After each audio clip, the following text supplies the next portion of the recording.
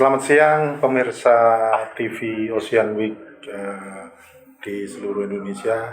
Ketemu lagi dengan saya Ridwan Said dalam acara Membangun Maritim Indonesia.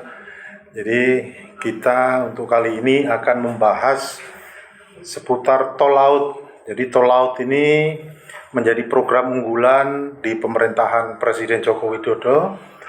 7 tahun sudah berjalan tol laut ini, tetapi pada implementasi di lapangan ya kendala positif kebutuhan masyarakat itu terjadi. Tetapi paling tidak pemerintah sudah hadir di wilayah-wilayah yang selama ini kurang memperoleh perhatian, khususnya untuk wilayah Indonesia Timur. Untuk itu, biar lebih jelas apa persoalan tol laut di lapangan, saya sudah ditemani oleh dua narasumber. Yang pertama Pak Gregorius D. Londo sebagai asisten perekonomian dan pelaksana tugas Kepala Dinas Perdagangan Kabupaten Sangihe.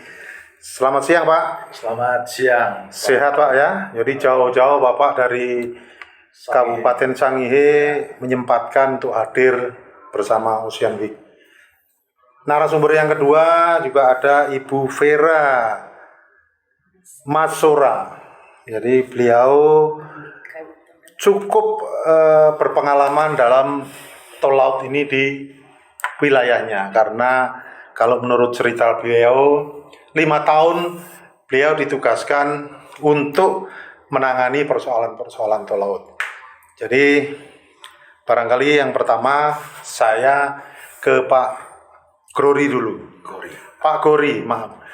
Jadi Bapak mungkin bisa cerita Pak, ya tol laut masuk ke Sangihe itu apa manfaat dan problemnya Pak? Ya, baik Pak Ridwan. Jadi tol laut kita itu kan dimulai pada tanggal 17 Mei 2016. Itu kita memulai hanya dengan 5 pedagang atau 5 pengusaha. Nah, sampai dengan saat ini tahun 2021 terjadi peningkatan yang sekarang ini ada 39 pedagang dan pengusaha yang memanfaatkan tol laut. Itu berarti bahwa kehadiran tol laut itu membawa suatu dampak yang cukup bagus di masyarakat Kabupaten Kepulauan Sangihe.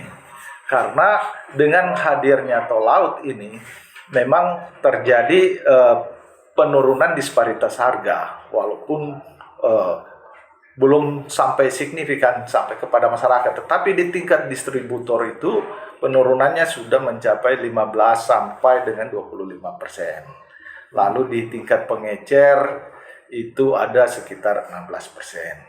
Nah, itu menunjukkan bahwa aktivitas tol laut itu sudah memberi dampak bagi kita.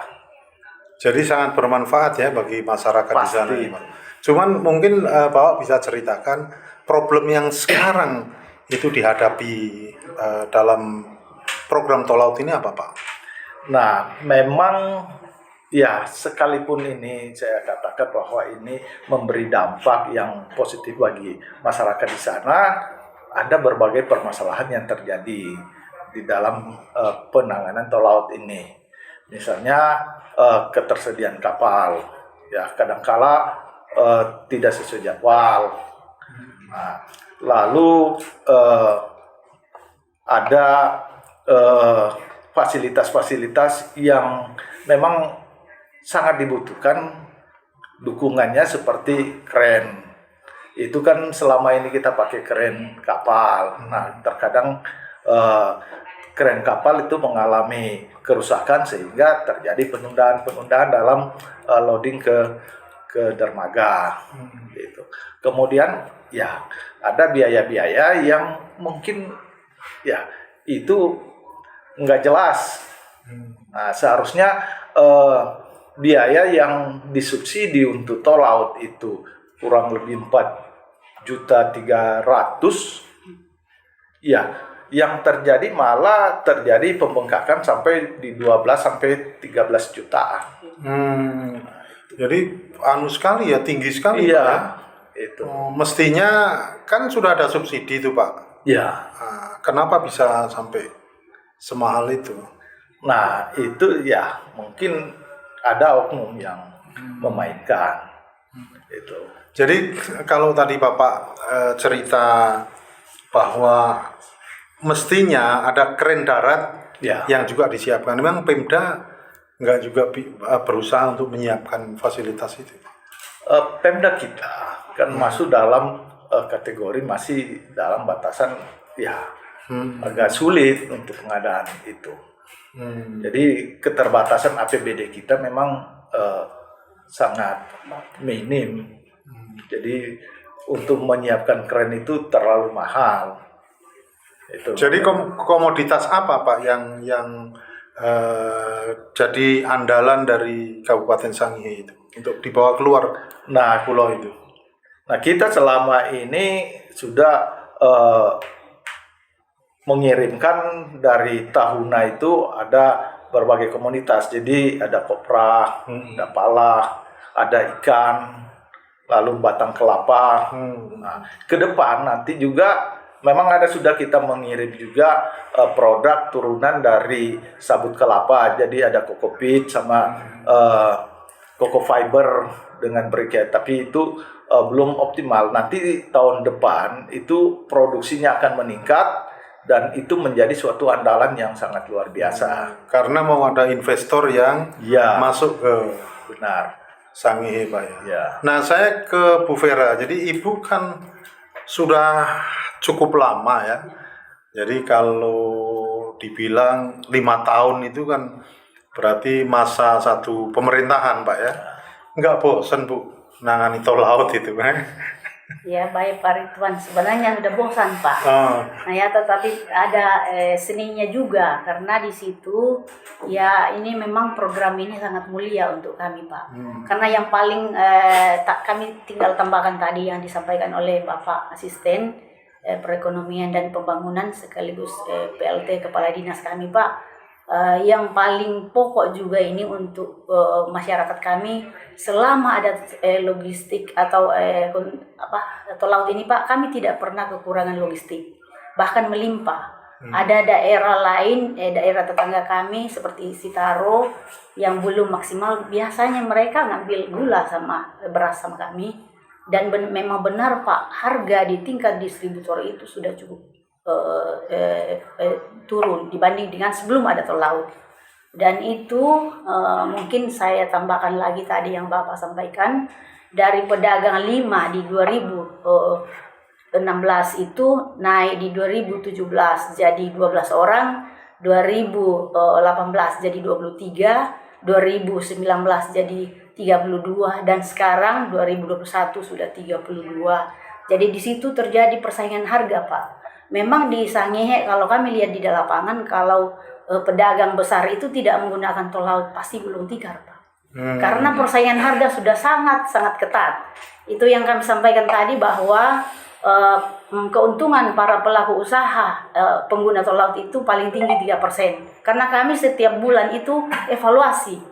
Dan kenapa mungkin kami berhasil, pemerintah daerah Sangihe itu berhasil mengelola tol laut Pak, karena memang pemerintah daerah ini sangat-sangat mensupport program ini. Dan kami kawal terus Pak, setiap hari Sabtu itu karena tidak kerja kami perdagangan disuruh turun ke Pak Bupati ke lokasi langsung melihat apa yang masih kendala.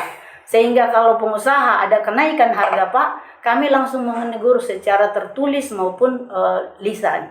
Ada surat teguran. Kalau sudah 3 kali dia tidak masih harganya masih tinggi sesuai dengan perhitungan kami, pembelian barangnya dari Surabaya, Makassar itu, kalau sudah 3 kali dikasih surat teguran dan tidak, izinnya dicabut. Saya dengar Bu, Sangihe 3 tahun berturut-turut memperoleh penghargaan dari pemerintah, dari perhubungan. Nah itu dari sisi mana pemerintah menilai bahwa kok Sangihe itu layak diberikan penghargaan? Memang bukan kami puji Pak, wajar Pak, karena muatan balik maupun muatan datang kami itu memang selama 5 tahun ini Sangihe paling tertinggi Pak. Baru kemudian pemerintah daerah, sama dengan Pak Asisten tadi sampaikan, ke pemerintah daerah kalau turun ke desa-desa, kami selalu mensosialisasikan termasuk bupati bagaimana caranya untuk memanfaatkan program yang mulia ini, tol laut, pemanfaatan tol laut, termasuk BUMDes Pak sudah cukup banyak berperan di dalam. Jadi berapa besar misalnya sekali angkut sekali datang baliknya itu berapa? Jadi tadi kami sudah rata-ratakan, memang dia menjelang hari raya besar keagamaan seperti ini Pak, kapal datang ini membawa muatan datang 135 kontainer dan muatan balik kami sudah siap juga kurang lebih 60 kontainer. Jadi dia kami katakan sudah hampir seimbang karena muatan datang kami itu dari Surabaya dan Makassar rata-rata 80 kontainer. Muatan balik kami rata-rata 60 kontainer Pak. Bisa cerita Bu mungkin problemnya? Ya. Yang Ibu alami selama Ibu berkecimpung di tol laut ini? Ya baik, memang persoalan tidak pernah habis juga Pak. Tapi itulah karena pemerintah daerah sudah komitmen apapun yang terjadi di lapangan seperti contoh Pak, masalah kontainer. Kalau kurang kami pasti teriak ke Kementerian Perhubungan dan Pelni. Dan itu biasanya langsung direspon. Nah, ada persoalan sekarang memang di aplikasi ini cukup bagus Pak, karena kita bisa mengontrol muatan pedagang atau pedagang gerai maritim yang masuk dari Surabaya dan Makassar. Tetapi ada istilahnya situ booking. Di booking, kalau sudah di booking oleh pedagang tol laut atau konsigni itu dan tidak dipakai berarti rugi, harus bayar. Nah, biasanya kami seperti contoh kemarin terjadi di Surabaya. Ada salah satu konsigni kami ditipu oleh distributor Surabaya. Dia memesan gula dan gulanya itu tidak ada sampai kapal sudah mendekati berangkat. Dan dia komunikasi ke kami bagaimana caranya supaya dia tidak rugi bayar kontainer. Kami bilang kalau bisa langsung ganti dengan barang lain yang sesuai dengan peraturan Presiden atau peraturan Menteri Perdagangan. Dan kami bantu juga untuk mengedit dan menginput. Tetapi kami memang sangat ada kekesalan sedikit karena katanya sudah tidak bisa diganti di saat itu. Di sementara posisi kapal waktu itu masih ada di Surabaya, masih di dermaga. Dan barang yang pengganti ini aspal sudah di depo Pelni. Jadi sehingga kami ngotot sampai di pusat. Dan Pelni pusat bilang hubungi Surabaya. Dari Surabaya mengatakan bahwa sudah tidak bisa. Sehingga kami memang ya cukup alot keras itu Pak. Tapi ya puji Tuhan, syukur alhamdulillah bisa disetujui di saat itu. Jadi hanya yang masuk ke sana satu kapal itu? Ya satu Pak, hanya kapal tol laut aja. Idealnya berapa kapal mestinya? Iya. Pak Gori bisa Ya memang kalau dari sisi kebutuhan karena muatan juga kapasitas kapal kurang lebih 600 TEUs ya. Yang muatan kita kan masih di bawah kurang lebih 200 lah. Nah, berarti kan kebutuhan satu kapal masih cukup. Iya. Jadi kalau misalnya ada swasta non tol laut yang mencoba masuk, apakah dari pihak pemerintah kabupaten bisa menerima atau menolak mungkin? Sebenarnya kan ini dalam usaha kita terbuka. Hanya kan masalah persaingan, kompetisi di dalam harga.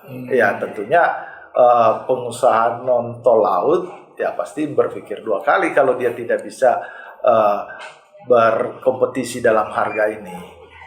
Jadi Pak, apa yang sudah dilakukan oleh pemerintah kabupaten ya untuk mendorong mengoptimalkan sehingga muatan balik dari potensi sumber daya alam yang ada di Sangihe itu bisa dibawa keluar?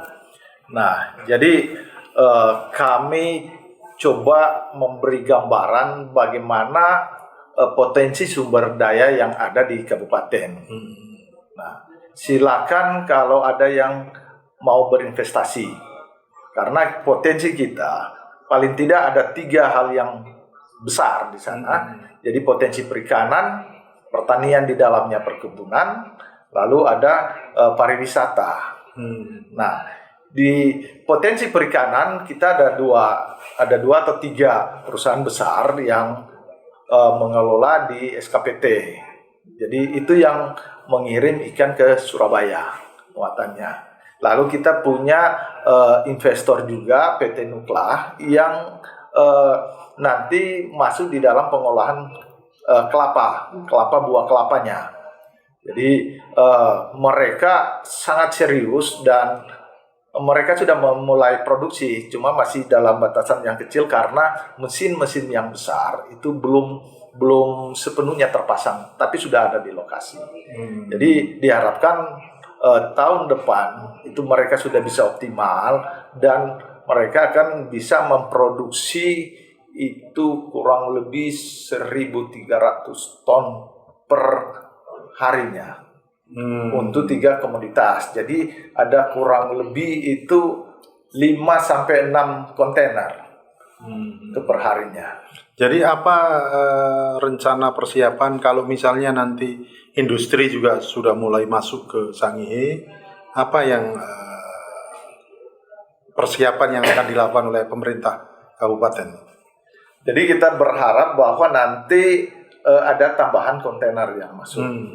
Jadi maksudnya kan begini, kontainer yang masuk itu mereka mengambil kontainer yang ada, yang sudah ada muatan balik lagi, sehingga kontainer yang dibawa nanti ditinggal itu dan masuk lagi barang dari sini. Begitu kontainer datang, tol laut datang, kontainer yang sudah ada muatannya dimuat.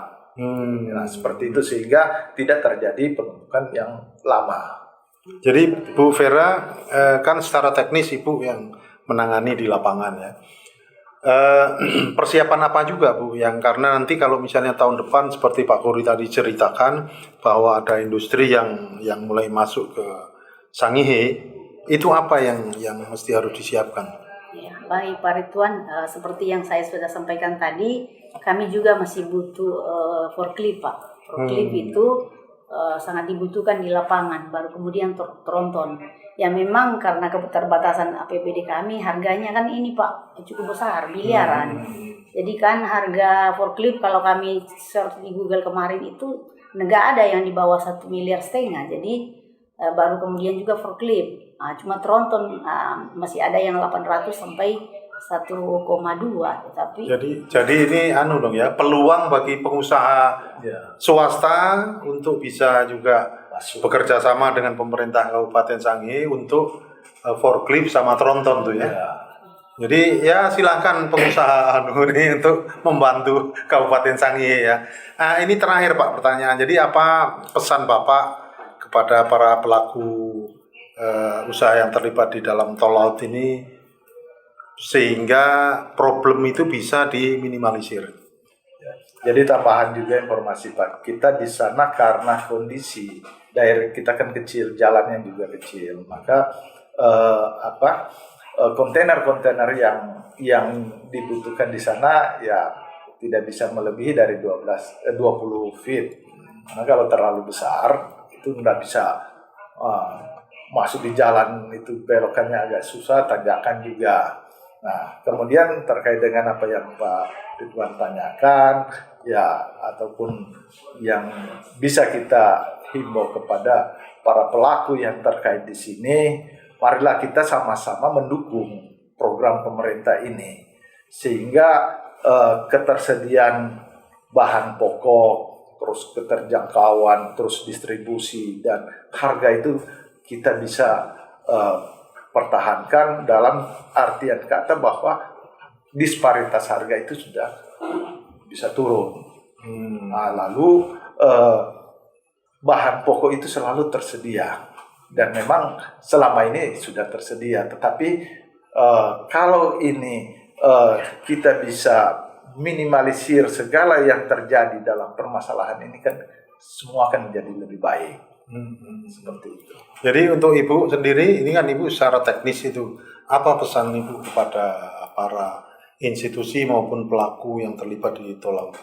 Ya baik Pak Ridwan, pesan kami mulai dari pemerintah dulu Pak ya, mungkin ke pemerintah pusat ya memang kalau bisa Pak ya kami di lapangan juga, karena memang ujung tombak dari pelaksanaan tol laut ini adalah di daerah. Jadi kami juga pesan kalau bisa Pak, karena provinsi selama ini provinsi tidak pernah terlibat mengenai tol laut. Jadi kalau boleh Pak, kalau memang harus dilabatkan provinsi, ya tolong kementerian lembaga terkait itu mensupport, dan kalau memang tidak ya langsung ke kami aja di daerah Pak, karena supaya birokrasinya pendek, supaya cepat, karena kita maunya kan cepat Pak.